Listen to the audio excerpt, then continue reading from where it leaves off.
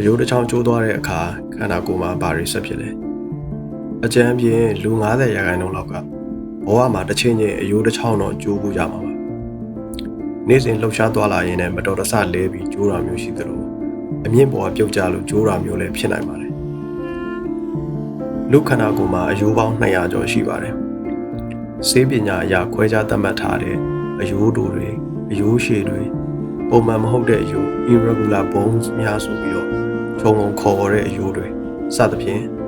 ပုံသဏ္ဍာန်နဲ့အရွယ်အစားများစွာရှိနေတာပါအယိုးတွေကရေဘူးရအနေနဲ့အပြင်ဘက်မှာ collagen protein နဲ့ calcium minerals ပေါင်းစပ်ထားလို့မာကြောခိုင်ခန့်တဲ့ပုံစံရှိပြီးတော့အတွင်းမှာတော့ bone marrow လို့ခေါ်တဲ့ယိုတွင်းချင်စီရှိပါတယ်အဲ့ဒီနေရာမှာပဲ stem cell တွေကသွေးဆဲအသစ်တွေကိုအမြဲထုတ်လုပ်ပေးနေပါတယ်ဒါအပြင်အယိုးတွေကိုသွေးကြောနဲ့အာရုံကြောတွေလည်းဖြတ်သန်းနေတဲ့အတွက်အယိုးကျိုးတဲ့အခါသွေးထွက်နိုင်တယ်လို့ပြင်းထန်တဲ့နာကျင်မှုကိုလည်းခံစားရတာဖြစ်ပါတယ်ဒီအာရုံကြောတွေကိုမာကြောတဲ့ tissue တွေထဲမှာဖုံးထားတာကြောင့်လေ့လာရခက်တဲ့အတွက်ကျိုးသွားတဲ့အယိုးတွေကဘာကြောင့်ဒီလောက်နာကျင်ရတယ်လဲဆိုတာကိုအတိအကျမသိရသေးဘူးဒါပေမဲ့လဲကျတဲ့အခါရိုက်ခတ်မှုအများဆုံးကိုခံရတဲ့ရှည်ရတဲ့အယိုးတွေကတော့အခြားအယိုးတွေထက်ပိုပြီးတော့ကျိုးလွယ်ပါတယ်ဥပမာလူတစ်ယောက်လဲကျပြီးလက်ထောက်လိုက်ရင် radius ulna humerus လို့ခေါ်တဲ့လက်မောင်းရိုးတွေကရိုက်ခတ်အားကိုအရင်ဆုံးခံရတဲ့အတွက်ကျိုးနိုင်ပါတယ်အမြင့်ကနေပြုတ်ကျပြီးခြေထောက်နဲ့ကျရင်ပေါင်ရိုးဒါမှမဟုတ်ခြေသလုံးရိုးတွေကအားအများဆုံးခံရတဲ့အတွက်ပိုပြီးတော့ကျိုးနိုင်ခြေရှိပါတယ်အယိုးကျိုးသွားတဲ့အခါခန္ဓာကိုယ်ကအလိုလျောက်ပြုပြင်ရေးလုပ်ငန်းကိုချက်ချင်းစတင်ပါတယ်အရင်ဆုံးအယိုးတွေကသွေးကြောတွေပေါက်သွားလို့သွေးထွက်ပြီးတော့သွေးခဲတစ်ခုဖြစ်လာပါတယ်ဒီသွေးခဲကအယိုးပြန်ဆက်ဖို့ယာယီအုံမြင့်လို့အလုပ်လုပ်ပေးပါတယ်တစ်ချိန်တည်းမှာပဲကိုယ်ခံအားဆဲတွေကရောက်လာပြီးတော့ပျက်စီးသွားတဲ့ tissue တွေကိုရှင်းလင်းကအယိုးအသစ်တိစောက်ဖို့နေရာကိုပြင်ဆင်ပေးပါတယ်ပြီးတော့ stem cell တွေကရောက်လာပြီးတော့အယိုးကျိုးတဲ့နေရာကိုအရင်ဆုံးအယိုးနုနဲ့ယာယီချိတ်ဆက်ပေးပါတယ်အယိုးနုကကြီးထွားမြန်ပေမဲ့တကယ်အယိုးလောက်တော့မခိုင်ပါသေးပါဘူး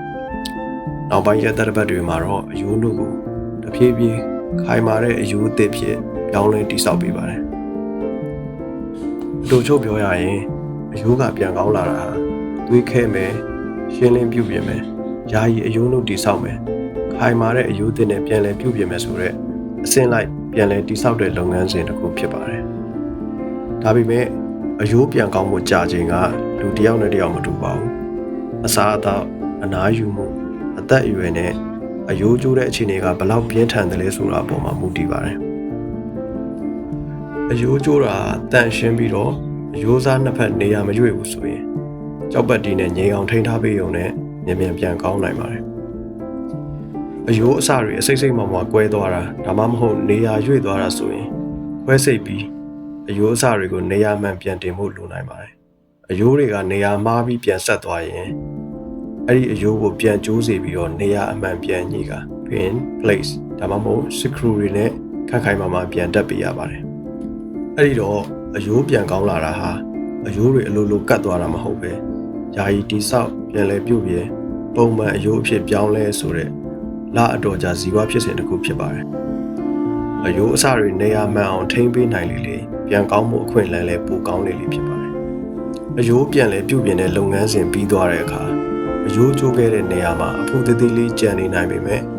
အချိန်ကြာလာတာနဲ့အမျှအဲ့ဒီအဖုကလည်းတဖြည်းဖြည်းပျောက်သွားပြီးအယိုးကမူလအတိုင်းခိုင်မာလာပါတယ်ဒါပေမဲ့လူတိုင်းရဲ့အယိုးခိုင်မာမှုကမတူပါဘူးအသက်ကြီးလာတာနဲ့အမျှအယိုးသိပ်သေးစာလျော့နေလာတဲ့အတွက်အယိုးကျိုးနိုင်ခြင်းပိုများလာပါတယ်သတင်းကောင်းတစ်ခုကအယိုးတွေကကျိုးမှာပဲပြန်တာမဟုတ်ပါဘူးကျိုးမထားတဲ့အချိန်မှာတော့နေ့စဉ်အဟောင်းကိုဖယ်ရှားပြီးတော့အသစ်တိစောက်တဲ့ remodeling လုပ်ငန်းစဉ်ကိုအမြဲလုပ်နေပါတယ်ခန္ဓာကိုယ်ကအယိုးပေါ်ကြားရောက်နေတဲ့ဖိအားပမာဏအလိုက်အယိုးကိုပိုခိုင်မာအောင်ပိုသိပ်တဲ့အောင်ပြုပြင်နေပါတယ်ဒါကြောင့်လမ်းလျှောက်ခြင်းပြေးခြင်းအလေးမခြင်းလို့